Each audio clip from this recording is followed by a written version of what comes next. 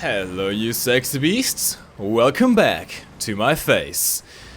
This is kind of about War Thunder, it's kind of not about War Thunder. We have a couple of different topics to talk about today. Consider this essentially a little bit of a talk show slash podcast about things that are going through my mind right now. The gameplay you are seeing in the background is different, I know. You don't recognize this map, do you? This is Wake Island. But hold on, MGB. Wake Island is an aircraft map. What are you doing in a tank? Ah, you see, apparently a few select members of the live community are enabled by Gaijin to actually start custom battles on different maps other than the just regular tank maps that you have, and you can actually take out tanks at those maps, and hopefully soon also boats. Oh dudes, imagine boats, aircraft and tanks in a custom battle on Wake Island. Oh, that's going to be so awesome. Quick thing before we start with the main topics. Yeah, this map is huge, just so you know. Wake Island, the island itself, whilst it looks rather small from the air, it's absolutely huge in a tank. This is to be one of the hugest maps that you can drive on in a tank, and it's interesting to say the least. We're going to zoom around a little bit with our Hellcat, trying to use the cover of the jungle and get some tanks. But that's not the main topic of today. No.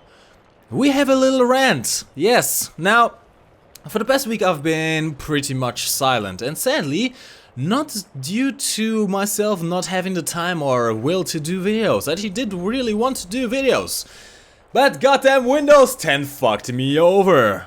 You see, on my off time I actually quite enjoy playing car games. I've been playing car games ever since I was a child.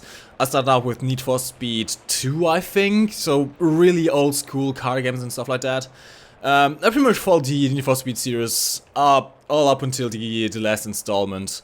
And the other day I was just thinking, see, there's this game I really like to watch on YouTube, which is called Forza Horizon 3.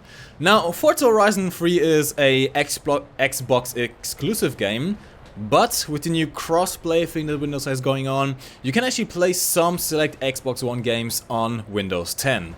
So, I got myself the game, and I started playing it. And, by the way, I fucking love the game. I cannot record it for some reason, I have no idea why. The Kickstarter doesn't seem to pick it up. But the game is really amazing. The game is really awesome, it looks nice, it has 500 cars or something like that you can tune. It's just amazing.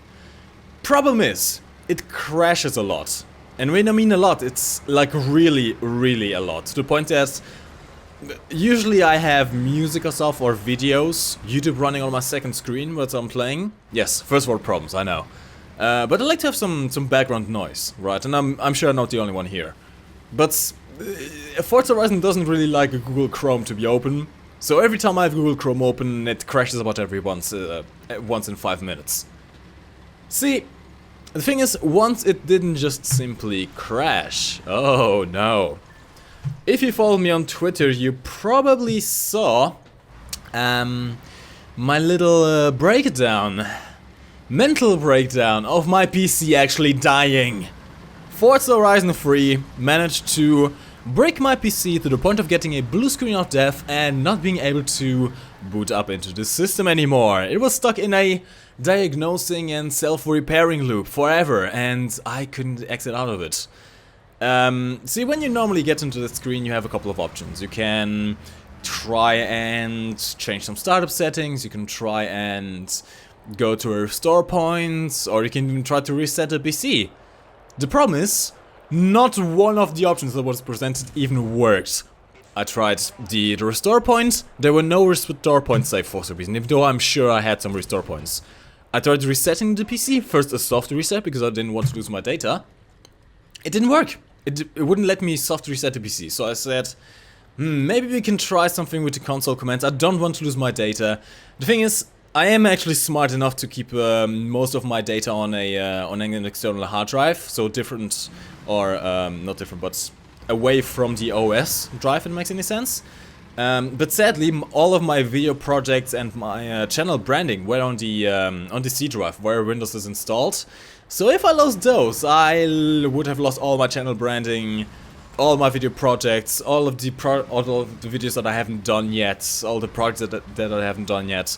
All of my schoolwork, it would have not been good. So I tried doing the console commands first. I opened up Google on my laptop, on my crap top actually I should say. By the way, little rant here, don't ever buy a crappy laptop. That thing has 2 gigs of RAM. It literally takes over a minute to load a tab on Google Chrome, alright? That did not help my mood when I was trying to figure out fixes for the problem I had. So, long story short, after about 6 fucking hours of messing with console commands, I just said, fuck it. Just fuck it, just PC, just take my data, but please come back. I cannot afford to make a whole new PC, just please come back, just fuck the data. I don't even care about the data anymore. It was 5 AM. I just I just couldn't give a fuck anymore, right? So somehow, even though it previously didn't let me do that, somehow I managed to force it to do a fresh install. Now, you can do this from a USB stick, since my PC doesn't have a CD drive reader right thingy. I don't actually have to install on my PC because I don't really need it. But the problem is, you have to have at least a 4 gig pen, and I had no idea where I left my pen. So I had to get an old pen from my mother, delete all the music on it. She's probably going to kill me when she comes back, and install Windows on that. But I managed to reinstall Windows. Great. So at this point I was, well, shit. There's my data all gone, there's my programs all gone, but at least I got the PC working again. When I looked at the pastes, is it called pastes? It's pastas in Portuguese. The folders, right, the system folders, and I saw Windows.old. Oh, glorious Bill Gates, thank you very much, that reset my data. Sadly, I did still lose all of my programs. I lost all of my codecs, all of my settings, all of the fonts that I use. So I had to spend the next 2 days reinstalling all of that, getting my programs to work again, and stuff like that. But in the end, it worked out. It worked out. So now we are back in working order. I still haven't installed OBS, so I actually cannot stream right now. Oh shit! I have to set that whole thing up again. Oh god, it's going to be a nightmare. Oh god. Oh. But at least you can do videos. So, after my experiences with Windows, let's talk a little bit about the upcoming patch 1.65. Now, guys, I have a little confession to make. I've said this in a couple of videos before, but I know things that the general player does not know. I've worked with Gaijin before, I have some contact to some people. And I am under NDAs, of course, since I did have a press account for some time. But here's the thing, I knew about boats for the good part of a year right now, I think since last year actually. And I knew about the projected window for release, for full release, being around December. Now at the moment we have this CBT running. I'm not sure if they're going to have the open beta running until the end of the year, hopefully before that, so you guys can actually take part in testing as well. It's really quite fun. But at the moment it's still just CBT. Now, what I didn't know was the other surprises Gaijin has. You see, 2016 is still not done being full of surprises, isn't it? So, not only does it seem like we are getting boats in 1.63, or at least a open beta. No. Have you seen all the dev blogs about Japanese tanks? Japanese tanks were announced just very recently. But they're already pulling out just dev block after dev block after dev block. The models seem to be already in the game, so we might very well get Japanese tanks in the next patch as well. So it's not only going to be boats, but also Japanese tanks, 2 huge and long-awaited features of the game, finally coming into it just before the end of this year. Now, again, I knew for a couple of months now that these patches were supposed to be very big. I think it was around 1.59 they talked about the next 2 patches being huge. Now 1.61 wasn't huge really, it was kind of a filler patch to make way for 1.63. 1.63 was actually absolutely huge in terms of vehicles introduced. I think they had about 28 vehicles introduced, new vehicles introduced I think. Lots of top tier tanks, it was pretty much the tank patch. Lots of top tier tanks introduced, it was just, oh god. The nightmare of doing the patch roundup for that thing. Half an hour video, I tried to make it as short as possible. It took me over 30 hours, 40 hours to make that video. Fuck that. But yeah, it was a lot of content. But here's the thing. Even though that last patch, 1.63, was already pretty big, they were talking about 1.65 being even bigger. So here's my theory. They are going to release both of those. Okay, it's not really a theory, come on, it's obvious. It's really obvious. Just look at the dev blocks. It's absolutely obvious that both are going to come together with Japanese tanks. But here's the thing. It doesn't end there. For what feels like forever now, since the inception of the game, there has been one big issue plaguing especially the sim community in War Thunder. You see, have you ever noticed that most bombers, if not all bombers, don't have cockpits? You know where I'm going with this. You know where I'm going with this. Today, they announced the introduction of cockpits for all aircraft, including bombers. Guys, if you're part of the sim community, rejoice. Bombers are finally getting a cockpit. I don't even know what to say. It's been kind of a running meme with War Thunder about the lack of bomber cockpits, right? This has been something that has been requested forever, just for absolutely ever. And Gaijin for some reason didn't really implement it.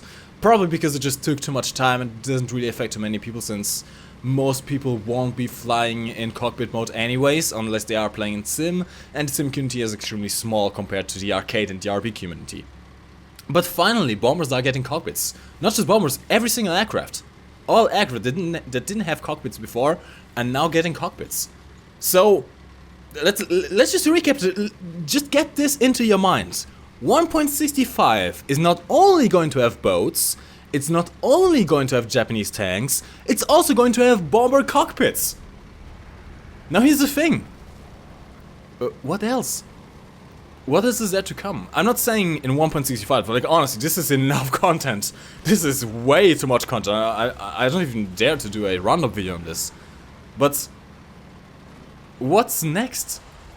This is pretty much everything that has been wanted of War Thunder. And now I don't know what to expect anymore. Now, we've had some talks in digged up game files about French aircraft. Maybe we'll see a French tech tree or something like an international tech tree that's also been in the talks for a long time. French tanks maybe, Swedish tanks like World of Tanks did recently, although I don't think they are going to directly copy them. But what is there really left? Something really big and essential left for War Thunder to add. Also, technically, War Thunder is still in an open beta. Yes, even though the game has been out for 4 years or more, War Thunder is technically still in an open beta. It seems like as soon as ships are completely released, that's when War Thunder will transition into the full game status, since that's when we have the main 3 elements of the game actually present and playable. But again, what is there going to be after this? What can we expect to come after this? Oh, hold on. See, in an ideal world, this is what I would like to see. Gaijin has been kind of known for not being the most responsive developer when it comes to actually fixing stuff in the game. Unless it's really, really game breaking, they usually don't really bother. There are many issues with the game, let's be honest here. People who have been playing this game for years, like me, like other YouTubers, like you who are listening to this video right now. You can, when I even talk about this, you can probably think of a couple of problems out the top of your head. And for the most part, I would say this is due to too much pressure being added on adding new stuff instead of fixing the old stuff.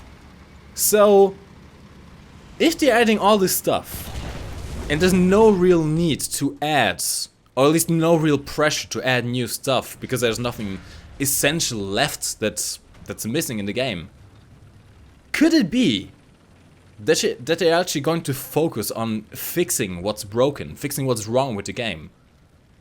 Okay, given I might just be romanticizing right now, I might just be fantasizing too much, but I would really hope, I really hope that the developers will now have time to actually take a good hard look at the game and make it more appealable. Actually go through the complaints of the community, go through the balance changes, go through the mechanics that are not working correctly, and finally just, you know, fix the game.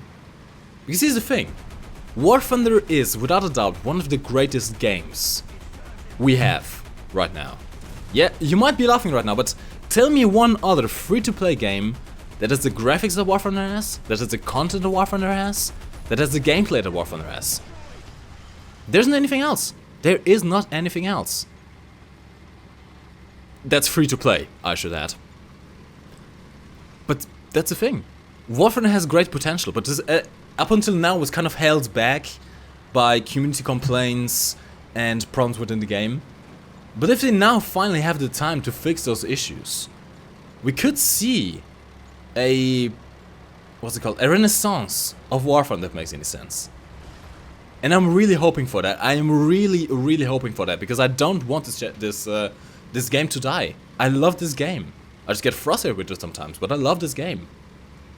So, hopefully, 2017 is going to be the year of War Thunder. I'm really looking forward to that. But anyways, guys, this is enough of my ramblings for today. Tell me in the comment section down below, what do you think? Are you looking forward to the Japanese tanks? Are you looking forward to the boats? Have you tried the boats yet?